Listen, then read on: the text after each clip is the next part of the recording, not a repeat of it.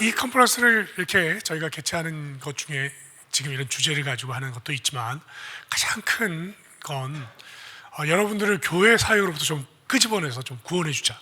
단 1박 2일이라도. 그래서 좀 쉼이 있게 하자. 그래서 얼마나 빡세게 돌아갈 거예요? 여러분 교회 사역이.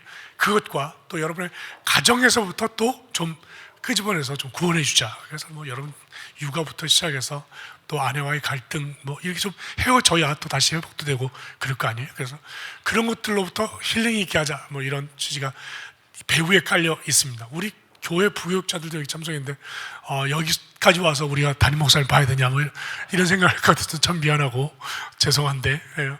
아무튼 오늘은 담임 목사가 아닌 사람으로 봐주시고 그냥 강사로만 봐주시기 바랍니다.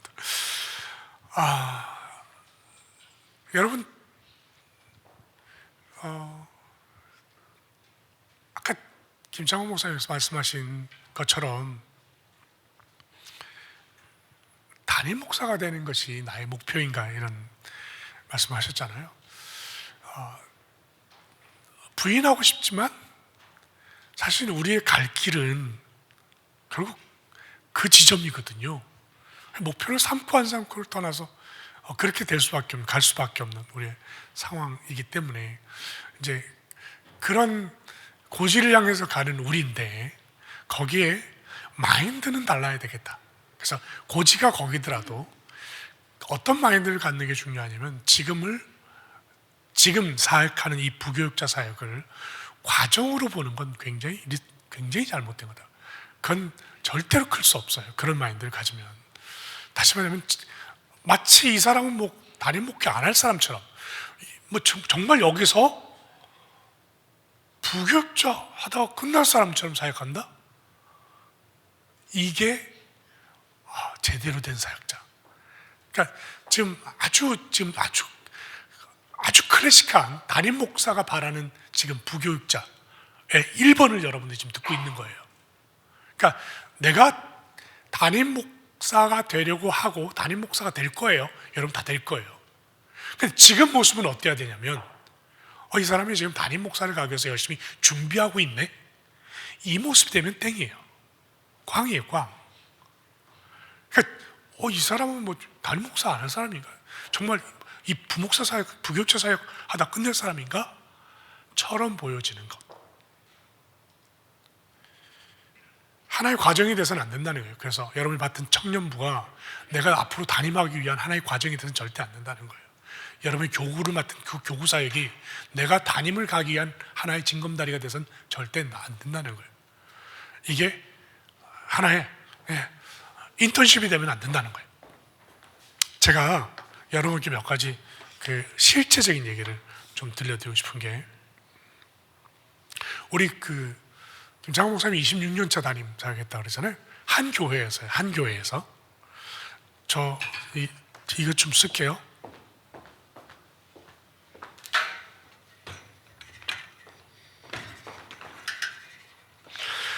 저는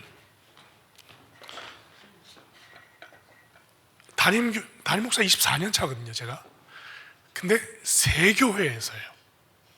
스토크홈 한인교회, 진주성북교회, 그 서울 지금 후암교회 세 교회에서 담임 사역을 하고 있기 때문에 어떻게 보면 위임을 세 곳에서 받았어요.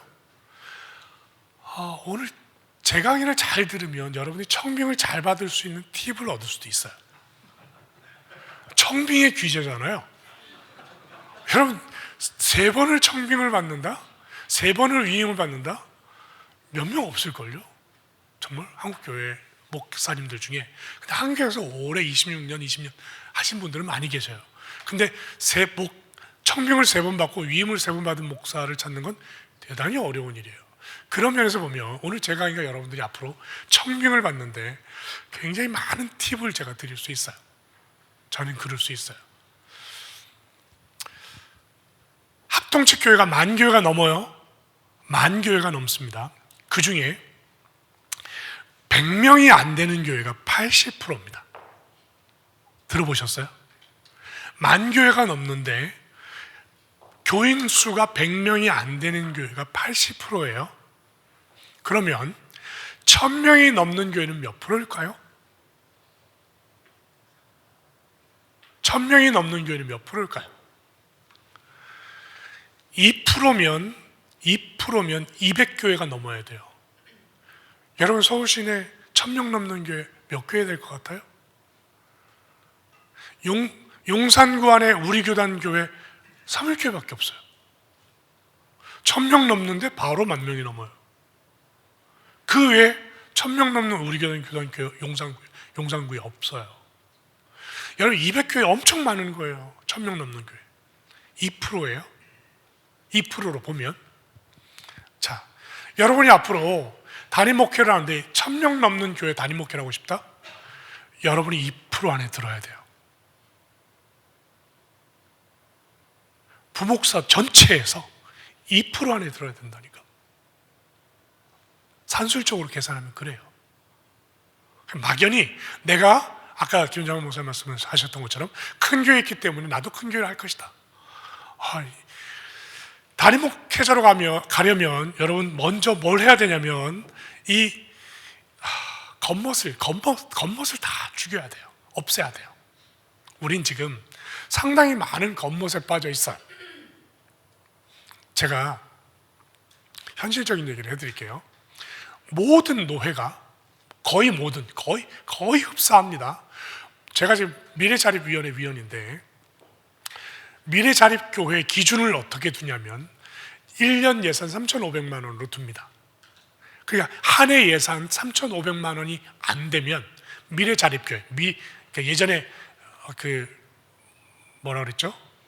미자립교회, 지금 미자립교회라고 그랬어요. 1년에 3,500만 원이 안 되면 미자립교회예요. 미래자립교회. 그리고 그 교회 담임 목사의 사례가 120만 원이 안 되면 미래자립교회예요. 자, 그리고 자립교회예요. 자립교회는 3,500만 원이 넘고 받는 사례가 120만 원이 넘으면 자립교회예요. 그 다음에는 후원교회라 그래요. 다른 이 미래자립교회를 도와줄 수 있는, 한 달에 5만 원이라도 보내고 10만 원이라도 보낼 수 있는 교회를 후원교회라 그래요. 그러면 노회마다 미래자립교회 퍼센테이지가 얼마나 되냐? 30%예요. 후원을 받아야만 되는 교회가. 이것도 30%보다 많은 교회들이 노회가 훨씬 더 많다는 거. 후원교회가 얼마나 되는가? 후원교회가 5만 원이라도 주고 10만 원이라도 줄 수 있는 교회가 30%예요. 그리고 후원을 안 받아도 되는 교회가 40% 정도가 있어요. 누구도 도울 정도도 안 되고 그냥 도움 안 받아도 되고 하는 게 40%예요. 여러분이 부목사로 사역하시면서 받는 사례가 저희 교회 목사님들도 3천만 원이 넘어요. 연봉이. 그리고 저희 교회 사택 제공하고요. 전기세, 수도세 다 교회에서 담당하고요. 그래요. 자, 그랬던 여러분들이 적어도 여기 계신 분은 다 웬만한 교회 부목사님들 다 연봉 3천은 다 되실 분들인데 아까 120만이라고 그랬어요. 120만 원 연봉으로 치면 1,500이 안 돼요. 1,500이 안 되는 목사님들이 30%가 돼서 그것도 지원을 받아서 그 120만 원을 채우려고 하는 목사가 30%가 된다는 거예요. 이게 현실이에요. 그래서 여러분 부목사로 있다가 담임으로 가서 처음 제일 먼저 걸리는 게 뭐냐면 사례 부분이에요. 난 담임인데 지금 내가 부목사 때 받았다는 사례보다 더 적게 책정이 되는 거예요. 그럼 멘붕이 와요. 그러니까 여러분 300명 미만의 교회에 담임으로 가면 300만 원 주기가 힘들어요. 한 달에 사례를. 그럼 보통 300명 미만의 교회가 담임 목사에게 책정하는 사례가 얼마인가? 작게는 200만 원, 많게는 300만 원, 보통은 250만 원이에요. 그럼 생각해 보세요. 그럼 얼마인가? 250만 원 받으면 2,500만 원에 딱 3,000에 딱 3,000 저스트예요. 그럼 뭐지 이거 내가 부목사 때 받았던 사례를 내가 지금 담임인데 이거 나보고 일을 하라는 거야 말하는 거야. 그래서 말씀드리는 거예요. 겉멋을 버려라. 겉멋 다 버려라. 왜? 현실은 상황은 이렇다는 거죠. 자, 제가 좀 암울한 현실을 말씀을 드려서 여러분 얼굴이 굉장히 어두워졌어요, 지금.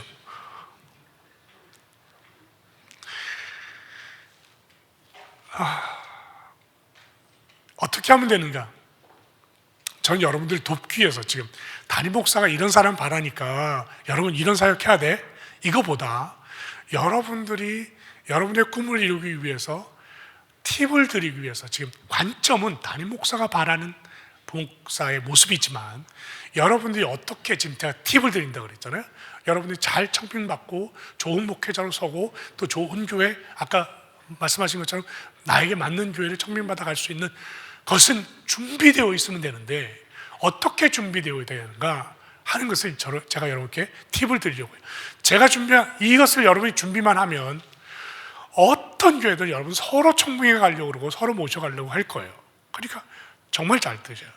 첫 번째, 이제 우리가 기본기가 되어 있어야 돼요. 우리가 뭘 준비해야 되는가? 기본기를 준비해야 돼요. 기본기. 그러니까 기본기 중에 제일 우선되는 게 뭔가? 첫 번째는 영성이에요. 영성이 준비돼야 되는 거예요. 영성이 기본기. 이거는 뭐 탁월한, 여러분 그런 생각하면 안 돼요. 영성이 탁월하다. 이건 기본이에요. 목사면 영성이 있어야 돼요. 그 영성이 뭐냐? 영성에 대한 정의는 너무 많고 너무 개인적이어서 여러분 이 영성을 뭐라고 딱 이렇게 말할 수는 없어요. 영성이 뭐예요? 성경이 말하는 영성은 뭐고 또 여러분이 말하는 영성은 뭐예요? 영성은 너무 많은데 제가 말하는 건 딱 두 가지예요. 하나는 내적인 영성이 있고 외적인 영성이 있어요. 내적인 영성은 여러분 자신밖에 몰라요. 하나님과 나와의 관계예요. 그게 내적 영성이에요. 근데 이 내적 영성이 안 돼 있으면 외적 영성은 다 위선이에요. 외식이에요. 그러니까 이 외적 영성이 제대로 되려면 이 내적 영성에서도 출발이 돼요. 그러니까 이 내적 영성이 제대로 돼 있어야 하나님과의 나의 관계가 제대로 되어 있어야 여러분의 외적 영성이 이게 진짜가 돼요. 문제는 사람들은 다 안다는 거예요. 이게 위선인지 진짜인지를 다 알아요. 여러분들 눈치가 다 100단이시죠? 목사는 눈치 99단만 돼도 목사 못해요. 다 100단 이상 돼야 돼요. 목사님 눈치 몇 단이십니까? 한 500단 되시죠? 네. 여러분 잘 들으세요. 목사는 눈치 100단 밑이면 목사할 생각을 하지 마세요.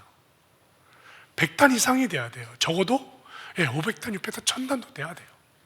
근데 문제는 그 눈치에 또 하나의 눈치가 있어야 되는데 뭐냐면 나를 바라보는 모든 성도들도 눈치가 100단 이상인 걸 알아야 돼요. 그래서 그 성도들도 다 알아요. 뭘 알아요? 내 영성이 진짜인지 가짜인지를 다 안다는 얘기예요. 내가 내적 영성이 하나님과의 관계라고 그랬어요. 그 하나님과의 관계가 잘 돼 있어요. 이건 가르쳐 주는 게 아니에요. 여러분 자신이 하나님과의 관계를 맺는 거예요. 그 관계 속에서 하나님과의 아주 뜨거운 눈물도 있어야 되고 뜨거운 교감도 있어야 되고 그건 여러분이 하는 거예요. 누구도 몰라요. 목사도 모르고 심지어 여러분의 아내도 몰라요. 여러분의 남편도 모르고 이건 나와 하나님과의 관계예요. 내적 영성이 얼마나 잘 돼 있는가 하는 것. 그 다음에 외적 영성이에요. 이 외적 영성은 보여야 돼요. 보이는 거예요. 보여주는 거예요. 그래서 모델이에요. 이걸 다른 말로 하면 경건이죠. 우리가 잘 쓰는 경건의 삶이라는 경건이죠. 경건인데 우리가 교역자니까 성도들은 우리에게 보기를 바라요. 기도 영성을 보기를 바라요. 말씀의 영성을 보기를 바라요. 삶의 영성을 보기를 바라요. 영성은 크게 세 개를 나눠요. 자, 보이는 영성의 영성, 외적 영성은 크게 세 가지를 말하는데 기도 영성, 말씀 영성, 그리고 삶의 영성이에요. 우리 목회자들에게 이 세 가지가 보여야 돼요. 이건 외적 영성은 보이지 못하면 목회자로서 빵점인 거죠. 그러니까 성도들에게 내가 목사다라고 하는 건 이야기가 아니잖아요. 성도도 앉혀놓고 내가 목사다 해보세요. 뭐라 그래요? 성도들이 뭐라 그러는지 너나 잘해라 그러죠. 그건 말로 하는 게 아니잖아요. 그건 영성으로 보여주는 거잖아요. 그 영성으로 보여주는 것이 뭐냐면 바로 기도 영성, 말씀 영성, 그리고 삶의 영성인데 어떻게 보여줄 건데요? 그건 여러분 숙제예요. 기도 영성 어떻게 보여줄 건데요? 말씀의 영성을 어떻게 보여줄 건데요? 삶의 영성을 어떻게 보여줄 건데요? 자, 그게 기본기예요. 기본기. 그걸 갖추지 못하고 보여주지 못하면 이 출발이 안 돼요. 우리의 기본기 중에 기본기가 영성인데 영성이 없는 목사가 어떻게 목사냐고요. 우린 영적인 일을 하는 사람이에요. 때로 아이고 목사님 영적인 일 뭐 개뿔 일도 안 합니다. 뭐 맨날 운전만 하고 집만 나르고 행사만 하고 맞아요. 그걸 99개 하더라도 영적인 일을 하더라도 우린 그 일을 위해서 99가지를 하는 사람이에요. 담임 목사 마찬가지예요. 맨날 재직기하고 당위하고 그거 99개 하고 영적인 일을 하더라도 우린 그 영적인 일을 하기 위해서 그 99가지를 하는 거예요. 우린 영적인 일을 하는 사람이에요. 그 일을 잘하기 위해서 나머지를 다 하는 거예요. 우린 영적인 사람이에요. 그래서 우린 이 영성 부분을 기본기로 잘 갖춰야 된다. 영성. 그래서 항상 다른 말은 못 들어도 목사는 영성 있는 사람이란 말을 들어야 돼요. 영성 있는. 그러니까 영성을 잃어버리면 머리 잘린 삼손과 똑같아요. 목사는. 그러니까 영성을 갖춰라. 기본기 영성을 갖춰라. 산에 가서 정말 소나무 뽑든지 아니면 정말 생명의 체험을 하든지. 저도 생명의 체험 안 했으면 목사 안 했어요. 하나님 저 목사 시키려면 저 살려주세요. 그러고 목사한 거예요. 여러분 안에 그런 영적인 생명의 체험이 없으면 절대로 그 영성을 갖지 않으면 이 목회를 감당해낼 수가 없어요. 이 험악한 세월을 이길 수가 없어요. 그래서 첫 번째 갖춰야 될 기본기는 영성이고요. 두 번째는요, 기본기 설교. 목사가 설교를 잘한다는 말을 듣는 거, 이거 특별한 일이 되면 안 돼요. 이건 기본이에요, 기본. 그러니까 설교를 잘하는 건 특별한 게 아니에요. 그 목사님 설교 참 잘해. 그럼 그 말을 못 듣는 목사는 뭘까요? 목사 내려놔야 돼요. 이건 기본이 돼야 돼요. 설교를 잘하는 건 이건 뭐예요? 우리가 말씀을 전달하는 사람이에요. 이게 가장 핵심적인 사역인데 이걸 못한다? 이게 탁월하지 못하다? 근데 목사는 뭐하러 하나요?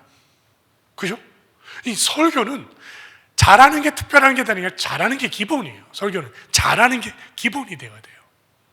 여러분의 설교를 잘하는, 제가 좀 불을 땡겨볼까요? 여러분이 지금 오늘 만약 수요일에 설교를 한다, 금요일 설교한다, 그 설교를 지금 어느 교회 가서 내가 선보는 설교를 한다, 그 마음으로 설교하세요. 왠지 아세요? 그 영상을 누군가 보고 있어요. 그 영상을 어느 교회선가 보고 있어요. 나중에 여러분 담임으로 가려면 그 영상 어딘가 내야 돼요. 맞죠? 항상 여러분이 설교를 하실 때 그게 어느 예배든지 간에 설교할 때 그냥 내가 이 시간 또 지나가자 이게 아니고 내가 지금 어느 교회에 지금 선보러 설교하러 왔다 하는 마음 가지고 한번 설교해 보세요. 그럼 그렇게 설교할 거예요? 지금처럼? 그렇게 설교 안 해요. 얼마나 진지하게 준비하겠어요? 얼마나 열정적으로 설교하겠어요? 내가 지금 이 교회를 지금 담임으로 오느냐 마느냐 지금 기로에서 있는 설교인데 그렇게 쉽게 하겠어요? 그렇게 적당하게 하겠냐고요? 그렇게 안 해요. 설교, 이건 이 기본기인데 이 기본기를 어떻게 갖춰야 되냐면 매번 설교할 때마다 지금 내가 이 교회에 지금 청명받는 설교를 하는 것처럼 설교하시라는 거예요. 열정도, 준비도. 그래서 저는 THM을 설교하고 그랬는데요. 설교 가르치는 교수님이 그래요. 당신 몇 시간, 목사님, 설교 몇 시간 준비하세요? 보통 하면 2-3시간, 4시간. 설교 준비할 시간이 없죠. 2-3시간에서 눈치가 보여서 조금 늘어나서 4시간 이렇게 말씀하셨는데 맞아요. 괜찮아요. 예. 저는 설교, 그러니까 구상 말고 제가 자료 찾는 거 말고 컴퓨터에 앉아서부터 설교 완성할 때까지 딱 6시간 걸려요. 그것도 토요일 날 그렇게 합니다. 6시간이 걸려요. 우리 부교육자들이 다 알아요. 그런데 THM 가르치는 교수님이 정현 교수님을 가르쳤는데 그분이 뭐라 그러냐면 24시간 설교 한 편을 위해서는 24시간 준비하라. 24시간을 준비하라. 그렇지 않으면 그건 저주받은 설교다. 그렇게 막 악담을 하셨어요. 근데 그 말이 너무 가슴이 와닿아요. 여러분 설교 한 편, 아유 목사님 준비할 시간 없어요. 새벽기도 해야 돼. 뭐도 해야 돼. 뭐 말아요. 그런데 여러분 그거 다 떼고 뭐 시간 없고 뭐하고 다 떼고 한번 그렇게 준비해 보세요. 아니 목사님 다르지 않습니까? 사람마다 준비하는 요령이 다르고 또 영감이 다르고 또 실력이 다른데 어떤 사람 10시간 준비하는 건 나 2시간 만에 할 수 있어요?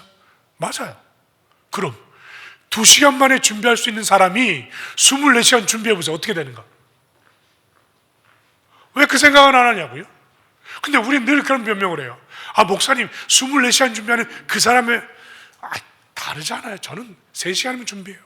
그래 맞다. 너는 그렇게 능력이 있어. 3시간 만에 준비할 수 있다. 3시간 만에 준비할 수 있는 그 능력 가지고 24시간 준비하면 너는 얼마나 훌륭한 목사가 될 텐데 맨날 3시간 만에 가능해요. 그 3시간 만에 밖에 준비 안 하니까 그 모양 그 꼴밖에 안 되는 거야. 이해가 되시나요? 능력도 다르고 훨씬 더 빠르게 준비할 수 있어도 24시간을 준비하는 마음으로 설교를 준비를 하시라는 거예요. 설교 잘해. 제발 설교할 때 여러분 담임 목사가 제일 싫어하는 설교하면 설교 안에 제가 들어가는 거예요. 나는 절대 빼세요. 절대 빼세요. 가급적. 그러니까 여러분 담임 목사가 되어서 마음껏 하시고 부교육자로서는 절대 설교 안에 들어가면 안 되는 거예요. 제가 생각하기에 나는 이 3가지 단어는 들어가면 안 돼요.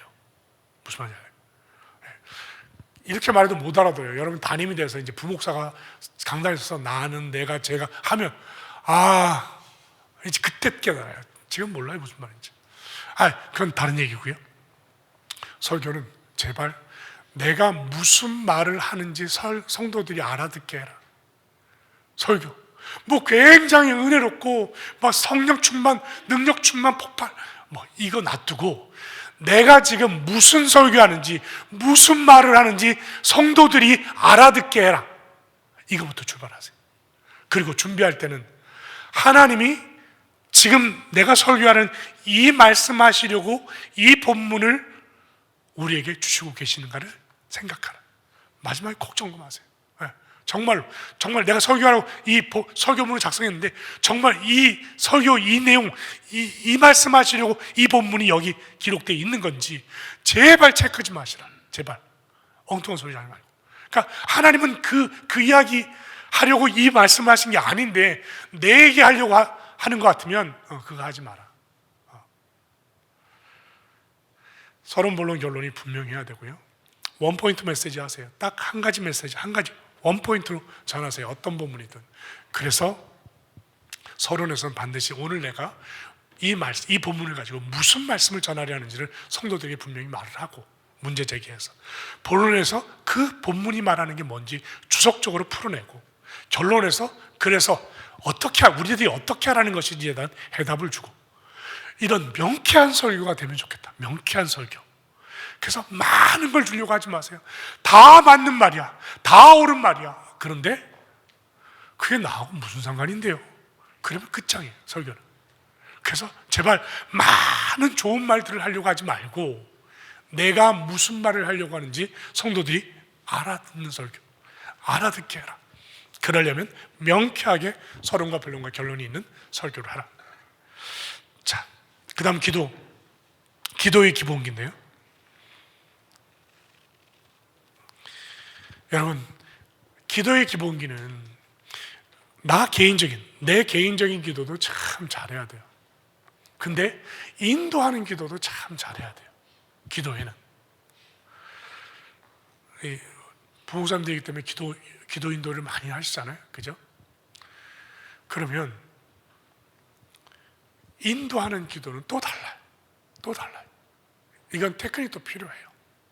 기도 인도는. 그러니까 내가 기도하는 건 뭐 묵상으로 기도하든 뭐 때를 쓰든 뭐 방언하든 뭘 해도 상관없어요. 근데 인도하는 기도는 임팩트가 있어야 돼요.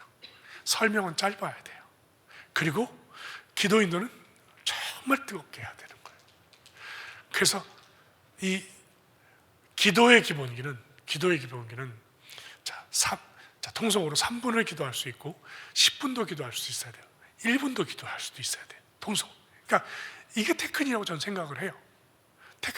다른 게 테크닉이라고. 지금 통성기도를 지금 이 제목을 가지고 통성기도를 하는데 1분도 기도할 수도 있어야 되고 3분도 기도할 수도 있어야 되고 이 기도 제목 가지고 10분도 기도할 수도 있어야 되고 심지어 20분도 기도할 수도 있어야 되고 이게 테크닉이에요.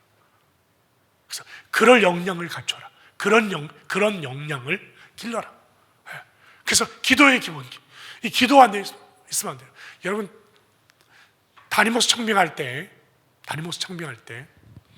요즘 교회들이 뭘 하냐면 주일날 설교만 시키는 게 아니라 금요 기도에 인도시키는 교회들이 늘어났어요. 맞아요? 그런 게 있죠? 그래서 기도 인도를 보고 싶어하는 교회가 많이 늘어났어요. 여러분들이 갖춰야 될 게 뭐냐면 내가 하나님과의 관계 속에서 기도하는 것만 해서는 안 된다는 거예요. 기도 인도를 잘 해야 되는데 기도 인도의 역량도 길러라. 이것도 기본기다. 기본기. 그 기본기 안에 다른 사람을 기도로 인도해가는 기도의 세계소로 몰아가는 그 능력과 기술을 길러라. 그런 데에는 지금 아까 말씀드린 대로 통성기도를 이끌어갈 때 1분을 해야 되는 시간에 통성기도도 있고 3분을 해야 되는 순간도 있고 또 더 긴 시간도 해야 되는 순간도 있는데 그것들을 다 해낼 수 있는, 마이크를 잡고 10분 동안 통성기도를 할 수도 있는 그런 역량이 있어야 돼요. 무슨 말이야겠죠? 그건 훈련밖에 없어요. 기도 훈련밖에 없어요. 뭐 기도원을 가시든지 골방에 틀어박히든지 그건 훈련밖에 없어요. 네 번째는 전도의 기본기인데요. 여러분 우리 사역의 대상은 사람이에요. 사람. 그 사람 영혼이라고요. 영혼. 목사는 데려온 사람을 믿게 하든지 두 사역이잖아요. 그죠? 그런데 담임 사역 잘하는 목사님들, 대교회 목사님들 보면 전도 잘하는 목사님이었어요. 틀림없어요. 김인준 목사님이나 이런 목사님들 보세요. 전도 너무너무 잘했어요. 여러분이 대교회 목회를 하고 싶다. 딱 하나만 잘하면 돼요. 전도 잘하면 돼요. 지금부터 전도해 보십시오. 그러면 내가 대교회 목회를 할 사람인지 아닌지가 딱 나 자신에게서 바로 나와요. 해답이. 전도를 하는데 뭐 안 먹힌다. 안 된다. 그럼 개척교회 할 생각도 하지 마세요. 청빙 받으면 겨우 가서 감사하면서 목회하세요. 근데 전도를 정말 잘한다. 틀림없어요. 대교회를 할 역량이 충분한 목사입니다. 그러니까 지금 부교육자 사역하면서 여러분들이 정말로 전도 훈련을 많이 하십시오. 어느 목사도 담임 목사도 나가서 전도해와 이런 목사 없습니다. 그런데 여러분 교회 돌아가서 여러분 한번 전도해보세요. 담임 목사님 뭐라 그러는지 감동을 할 거예요. 그리고 여러분을 굉장히 신뢰할 거예요. 근데 그것이 교회와 담임 목회자를 위한 것이 물론 그렇지만 여러분 자신을 위해서 여러분 자신이 대교회 목회를 하기 위해서 전도에 대한 체험과 이 역량이 없으면 대교회를 절대로 할 수 없어요. 그래서 그런 역량을 길러라. 그래야 여러분이 담임을 해도 교회를 크게 부흥시킬 수 있는 분명한 요인이 됩니다. 자, 두 번째 인격적으로인데요. 제가 지금 40분에 맞춰야 돼요. 지금 시간이 빨리빨리 해야 되겠네요. 인격하면 제일 먼저 지정의를 생각해야 돼요. 인격적인 부분 하면 지정의잖아요. 인격이. 하나님이 인격을 우리 마음속에 두셨어요. 그 마음속에 인격으로 나타나게 한 게 지정의예요. 그러니까 하나님이 주시는 인격은 바로 지를 통해서 하나님을 알게 하신 거예요. 그죠? 하나님을 알게 하신 거예요. 감정을 통해서 하나님을 사랑하게 하신 거예요. 의지를 통해서 하나님께 나아가게 하신 거예요. 그게 지정이에요. 그래서 하나님께서 왜 인격을 주셨는가? 하나님이 지정의를 통해서 하나님을 알고 하나님을 사랑하고 하나님께 나아가도록 지정의를 주신 거예요. 자, 그 인격적인 기본, 그 기본은 우리가 다 되어 있다고 보고, 그죠? 거기에 이제 우리가 갖춰야 될 인격 중에 지적인 것은 우리가 목사잖아요. 그죠? 목회자잖아요. 그럼 지적인 것이 유니버셜맨이 돼야 돼요. 유니버셜맨. 그러니까 어떤 한 분야만이 아닌 모든 분야를 다 지식적으로 해박하게 가지고 있어야 돼요. 정치면 정치, 문화면 문화, 그리고 뭐 심지어 뭐 요즘 돌아가는 뭐 엔터테인먼트는 엔터테인먼트, 모든 걸 다 해박하게 다 지적인 것을 다 가지고 있어야 돼요. 상식이면 상식. 여러분 신문도 많이 읽어야 돼요. 예, 요즘 뭐 인터넷 신문밖에 보지 않겠지만, 그래서 여러분의 지적인 능력을 여러분 뇌가 굉장한 용량을 가지고 있거든요. 지적인 능력을 충분히 채워가라. 목사는 모르는 게 있어서는 안 돼요. 신방을 하면 뭐 의학 분야도 뭐 다 아는 것처럼. 여러분 저희 교회는 어르신들이 많아서 앉으면 침방하면 뭐냐면 아픈 얘기밖에 안 해요. 그럼 내가 의사인지 목사인지 모르겠어요. 그때는 어떻게 하세요? 무슨 약 먹으세요? 뭐 스트레스 받지 마세요. 제가 의사가 하는 얘기를 다 하고 있는 거예요. 그럼 제가 의사인가? 아니잖아요. 그죠? 하지만 그것도 다 가지고 있어야 돼요. 상담 분야면 상담 분야, 하여튼 지적인 분야에서 목사는 모든 분야를 선접할 수 있을 만한 지적인 해박함을 가지고 있으라. 감정. 목사는 이 감성도 풍부해야 돼요. 드라이해서는 안 돼요. 메말라 있으면 안 돼요. 나는 감성적이지 않다 한번 손들어 보십시오. 여러분 예수님은 굉장히 감성적인 분이셨어요. 그래서 뭐 보는 것마다 민망히 여기시고 불쌍히 여기시고 감성이 굉장히 풍성하셨어요. 여러분 예수님이 하나님이시잖아요. 어떻게 눈물을 흘리셔요? 3번씩이나 눈물을 흘리셨잖아요. 예수님은 감성이 굉장히 풍성하신 분이셨어요. 목사가 감성이 풍성하지 않다? 정말 재미없는 목사예요. 그러니까 우리는 감성도 풍성해야 돼요. 감성도. 목사님 감성이 풍성을 연습으로 됩니까? 될 수 있어요.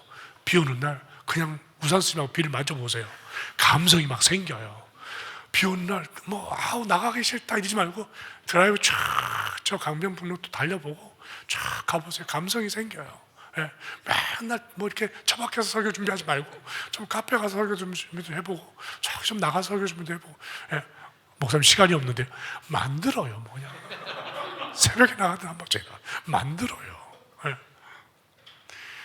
감성적인 부분도 절대 놓치지 마라. 저는 제 아내하고 정 봤는데 우리 집사람은 감성이 거의 메말라 있어요. 그러니까 제가 감성이 풍부해가지고 어디 여행 가면 제가 이렇게 챙기고 뭐 성냥까지 다 챙겨서 가서 저는 촛불 켜고 앉아 있고, 우리 집사람은 자기 혼자 우리 집사람 얘기하면 안 되는. 감성이 좀 풍부해야 돼요. 왜 감성이 풍부해야 되냐면요, 여러분 설교를 준비할 때 그 본문을 보면서 그 본문에 여러분 우리가 거기로 들어가야 되잖아요.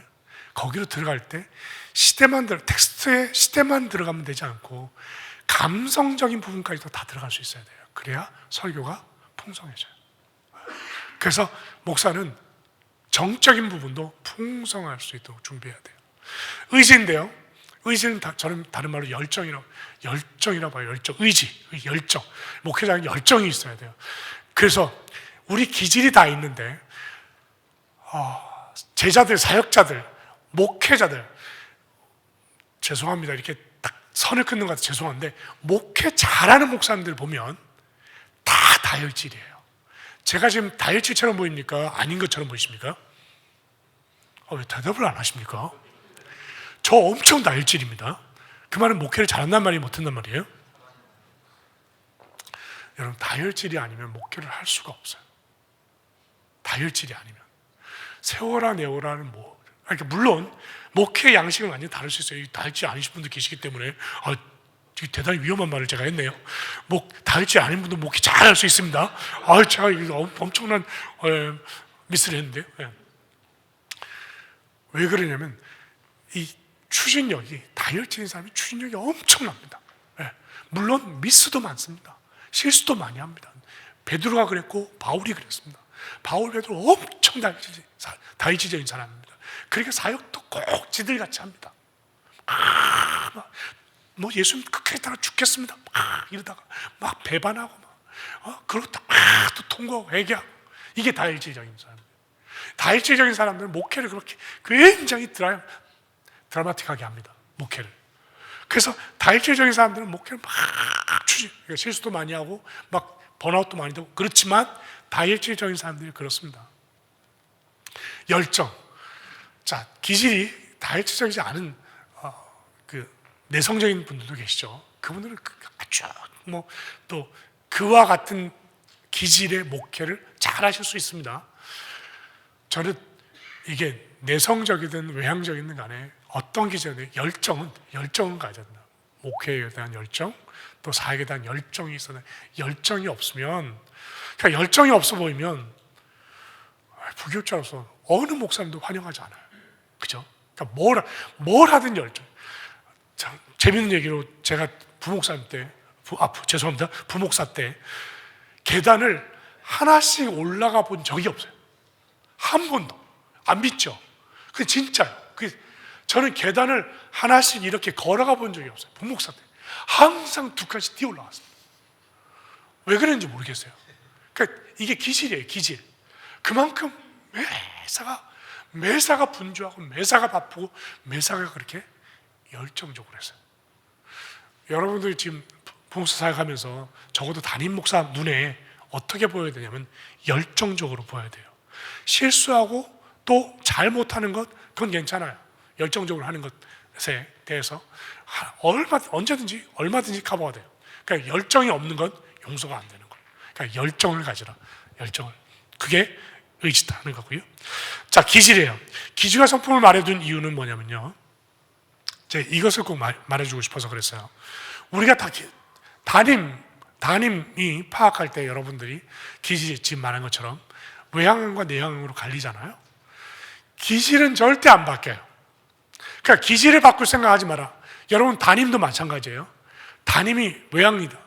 이 기질은 안 바뀌어요. 담임이 내향이다. 아이고 저 목사님 내가 기질 한번 바꿔봐야지 외향으로. 아무리 노력해보세요. 안 바뀝니다.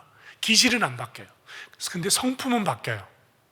이게 달라요. 그러니까 우리가 바꿔야 될 게 뭐냐? 기질이 아니라 성품인 거예요.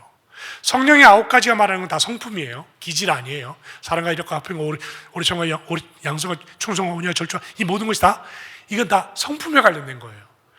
성령의 역사를 말미암아서 우리가 바뀌어야 되는 건 성품이다. 성품. 근데 성품이 안 바뀐다? 그 목사금 하면 안 되는 거예요. 성품이 바뀌어야 돼요. 여러분 모세 보세요. 모세가 지면에서 가장 승한 사람이라서요. 모세가 그런 사람이에요? 여러분 성질났다고 한 주먹 한번 날려서 사람 죽인 게 모세예요. 그렇게 다일질적인 사람이 모세였다고요? 그 사람이 어떻게 하나님께로부터 지면에서 가장 온유함이 승하더라 하는 평가를 받을 수 있었죠? 성품은 바뀐다는 거예요.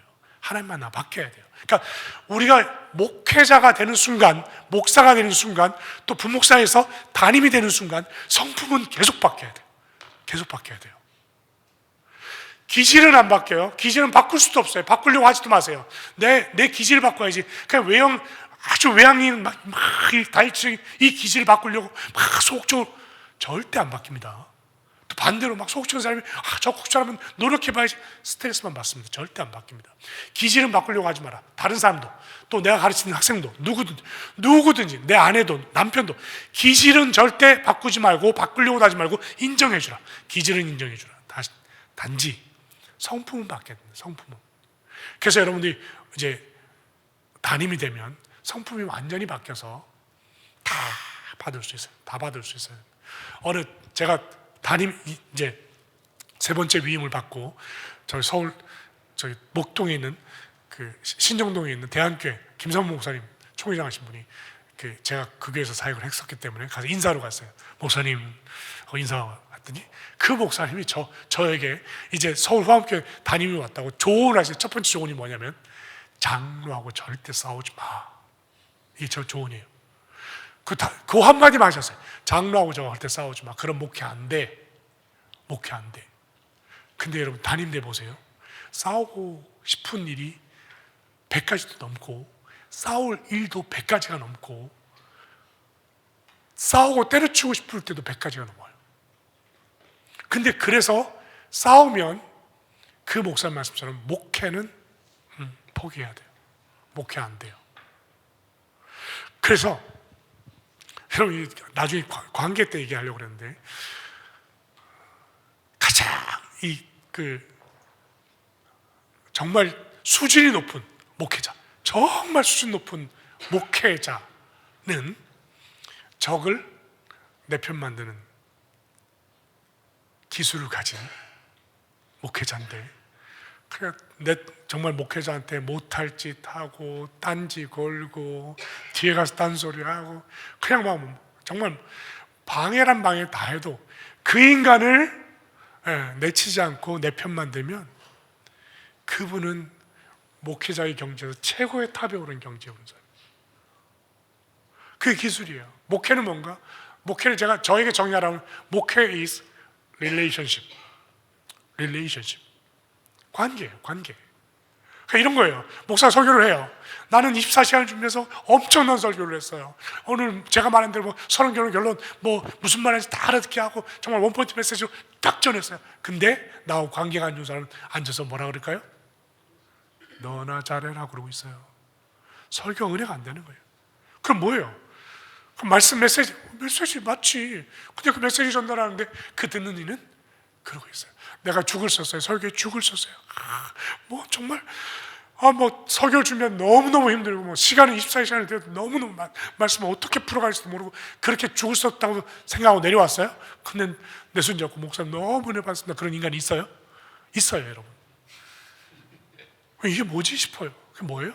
관계예요, 관계. 그 사람은 내 얼굴만 봐도 좋은 사람이에요. 내 얼굴만, 내 목소리만 들어도 좋은 사람이에요. 그러니 내가 죽을 써도 은혜를 받는 사람이에요. 목회는 관계예요, 관계. 네.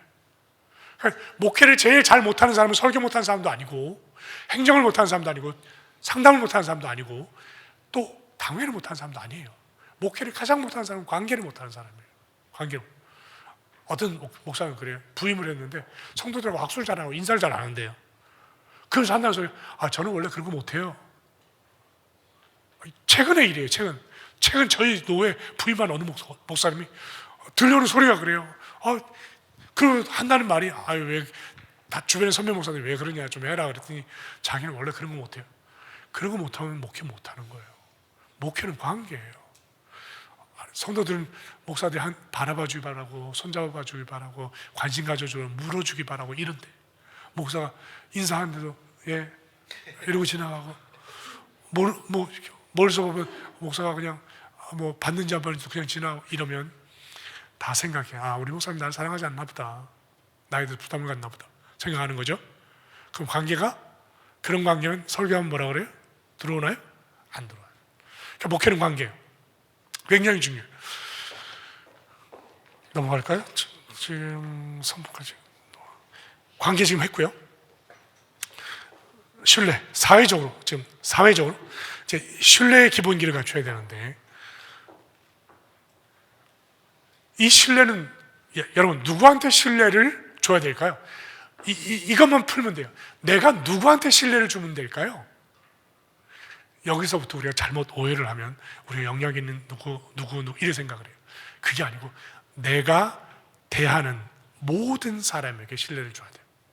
그리고 가장 필요한 건 뭐냐면 내가 지금 대하는 사람에게 신뢰를 주라는 거예요. 이게 안 되면 안 돼요. 근데 우린 자꾸 나에게 영향력 있는 누구에게만 자꾸 신뢰를 주려고 해요. 그건 바보 같은 생각이에요. 내가 대하는 모든 사람에게 신뢰를 주고 가장 중요한 건 지금 내가 대하는 사람에게 신뢰를 줘야 돼요. 그렇게만 하면 돼요. 신뢰를 주는 거예요. 그 신뢰가 안 되면 목회는 할 수도 없고 또 여러분이 좋은 부교육자 사역을 할 수도 없고 그리고 목회를 잘 할 수도 없어요. 또 인정이죠. 인정, 모든 분야에서 인정을 받아야 돼요. 하다못해 운전을 한다. 운전도 너 정말 운전 잘한다. 인정을 받아야 돼. 그러니까 모든 분야예요. 모든 분야. 그런데 인정을 받는데 실수를 두려워하면 안 돼요. 그러니까 잘해서 인정받는 것도 중요하지만 열심히 하려고 하는 모습 속에서 인정을 받아야 돼요. 그래서 우리 잘 못할 수도 있어요. 그것도 우리 스트레스 받으면 안 돼요. 내가 잘 못하는 분야도 있어요. 그죠? 그런 분야가 있어도 스트레스 받지 말고 열심히 하는 모습을 통해서 그걸 인정받으라. 잘하고, 두 가지, 인정받는 건 두 가지예요. 하나는 잘하고 인정받는 것과 열심히 하려는 모습을 통해서 인정받는 것. 담임은 그걸 원하는 거죠. 네. 잘하든 못하든 열심히 하는 것을 통해서 인정하기를 바라는 거죠. 자, 마지막 빨리 하고 마칠게요. 두 번째 크게 이제 기본기를 준비하면서 전문가가 되라는 건데요. 이 프로페셔널 마인드를 가지라는 건데, 제 딸이 운동을 합니다. 얼마 전에 기독신보에 크게 핸드볼 선수 하나 났죠? 그게 제 딸입니다. 저 닮았는데 안 봤군요. 예. 사역을 저는 이제 이 운동에 좀 비유하고 싶어요. 프로페셔널 전문가가 되라는 건데요. 여러분 프로 있잖아요. 프로가 아마추어와 다른 건 뭐예요? 아마추어는 공부하고 운동하고, 맞잖아요. 또 일하고 남은 시간 운동하고, 이게 아마추어거든요. 근데 프로는 뭐예요? 공부하고 안 해요. 일 안 해요. 운동이 일이에요. 제 딸에게 그랬어요. 아빠, 난 시험 쳐야 되는데, 아빠 다른 애들 다 공부하는데, 자기 운동하면서 그러냐면, 존, 너는 운동하는 게 공부야. 너는 골 막는 게 넌 시험 잘 치는 거야. 걱정할 필요 없어. 걔들은 그게 이제 운동하는 사람에게는, 프로는 그게 일이고 그게 공부고 그게 전부죠. 여러분 보세요. 우리가 프로라는 걸, 제가 최강 야구를 굉장히 재밌게 보는데요. 거기에 이승엽 씨가 처음에 최강 야구 보시나요? 너무 늦게 해서 안 보시나요? 굉장히 늦게 하죠, 시간이. 거기 이승엽 씨가 감독을 맡았다가 두산으로 감독을 가고, 누가 왔냐면 누구죠? 김성근 감독이라고, 예전에 SK 감독 맡았던 그분이, 나이가 지금 80세가 넘었어요. 근데 그분이 감독으로 오신 거예요. 근데 그분이 와서 처음 라카룸에서 이렇게 선수들한테 하는데 뭐라고 말하냐면, 여러분들은 돈 받으니까 프로다. 지금 다 은퇴했어요. 다 은퇴한 선수들 모아놓고 야구하는데, 당신들 프로다. 당신 돈 받지 않냐? 지금 이 방송국에서 돈 받지 않냐? 돈 받으면 프로다. 이 얘기를 했어요. 여러분 교회 보세요. 장로님들도 다 헌금 받치면서 일하잖아요. 교구장, 구역장, 청년회장 다 열심히 일하고 다 11조 내고 헌금하면서 봉사하고 헌신하잖아요. 근데 우리도 헌금 내지만 우린 돈 받잖아요. 그럼 우린 프로인 거예요. 우린 프로. 우린 돈 받고 일하기 때문에 우리도 프로인 거죠.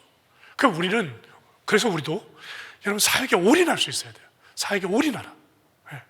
요즘 사역자들이 자꾸 이중직, 요즘 총에서 이중직 허용하고 미래 자립계 생활이 너무 어려우니까 아르바이트도 해라, 직업도 가져라 이러는데, 전 미친 짓이라고 생각해요. 저는 개인적으로 그건 미친 짓이다. 여러분 생각해 보세요. 목회라는 게 정말 목숨 걸고 이것만 해도 될 돈 말돈인데, 일하면서 목회를 한다? 뭐하러 목회를 해요? 지금 교회 많은데 뭐하러 목회를 해? 뭐하러 교회를 해? 교회가 없어서? 교회 널려 있어요. 그냥 일을 하시라. 그냥 일하시라. 목회하지 말고. 예. 목회는 여러분 생명 떼어놓고 해도 될까 말 거예요. 그래서 저는 개인적으로는 이중직, 저는 그거 미친 짓이라 봐요. 예. 우린 프로예요. 우린 여기 전념하는 거예요. 이거로 밥 먹고 사는 거예요. 우리 사역해서 밥 먹고 살 생각 하는 사람들, 그거로 밥 먹는 사람들이라고. 그래서 우린 프로예요. 그래서 전념해야 돼요. 사역에 전념. 사역에 전념하지 않고 이것도 하면서 사역하고 저것도 하면서 사역하고, 그건 프로 아니다. 그건 프로가 될 수 없다는 거예요.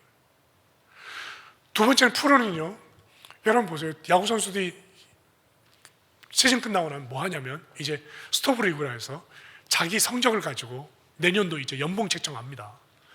잘리는 경우도 허다하고요. 근데 그걸 뭘 갖고 하냐면, 자기의 지난 시즌의 결과물을 갖고 내놓고 해요. 근데 그 타율만 갖고 말하는 게 아니에요. 에러한 거, 별걸 다 갖다 놓고 해요. 이게 프로예요. 프로의 세계는 굉장히 냉정해요. 여러분, 우리는 열매로 말할 수 있어야 돼요. 우리 매년 그냥 담임 목사하고 이런 스토브리그가 없지만 그냥 올해 또 지나갔네, 내년 사역하면 되지가 아니라, 내가 맡은 부서와 내가 맡은 하는 일에 대해서 우리가 열매로 말할 수 있는, 정말 협상하듯이 정말 내가 한 해 동안 사역했던 것들을 가지고 정말 스토리처럼 내 열매로 나를 말할 수 있는, 내 사역을 말할 수 있는, 그 정도 각오가 돼 있어요. 그게 프로페셔널이에요.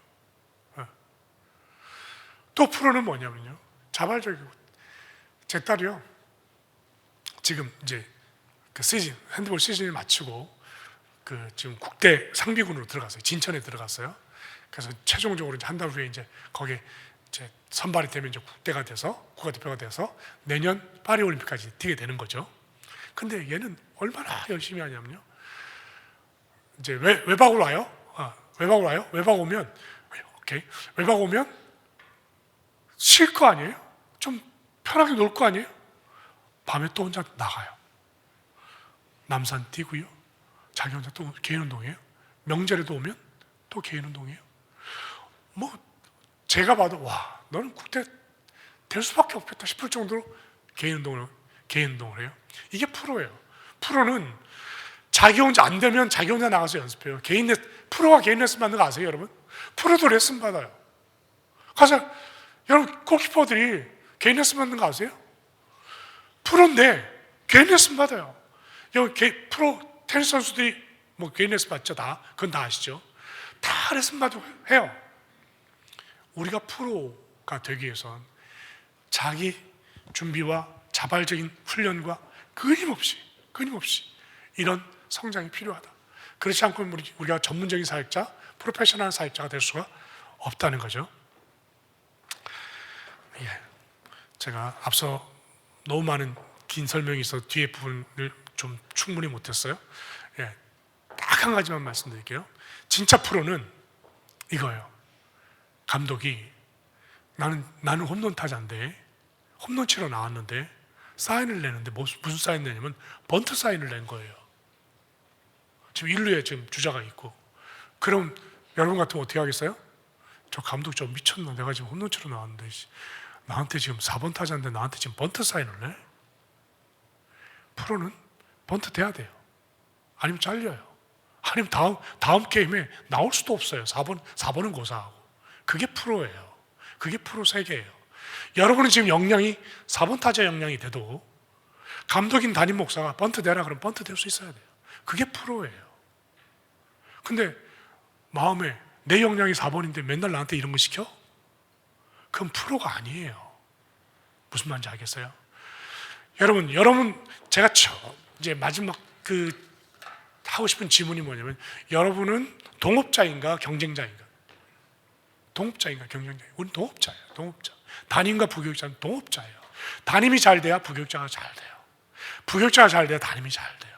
동업자 정신을 가져야 돼요. 경쟁자 아니에요. 감시자도 아니에요. 그래서 오늘 여러분들이 제가 짧은 시간 많은 말 뒤에 목사님도 더 많이 하실 거니까 많은 팁을 얻으시고 훌륭한 사역자가 되시길 주의 이름으로 축원합니다. 기도 마치겠습니다. 하나님 아버지 감사합니다. 저희들 멋진 사역해서 하나님께 영광 돌린 저희들 되게 하여 주옵소서. 저들의 앞날을 주님께서 열어 주시옵소서. 예수님의 이름으로 기도드리옵나이다. 아멘. 감사합니다.